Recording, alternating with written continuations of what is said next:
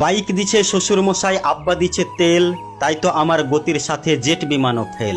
দুর্ঘটনা ঘটলে ঘটুক, আমার কিসের ভয়, গেলে যাবে বাপ শ্বশুরের, আমার কিছু নয়।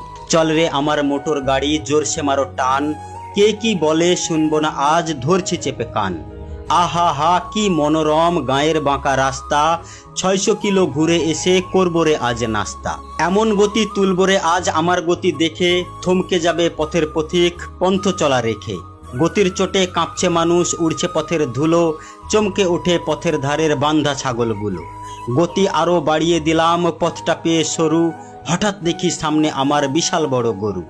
ধাক্কা লেগে হুন্ডা আমার পড়লো গিয়ে খাদে, আমার তখন হুঁশ ছিল না, ফিরছে দুদিন বাদে। দুদিন বাদে জ্ঞান ফিরলে চেয়ে দেখি ভাই, আমার যে 2 পা ছিল একটা সাথে নাই। সকল কিছু শোনার পরে চমকে গেল গা, বাইক নাকি ঠিকই আছে, আমার গেছে পা।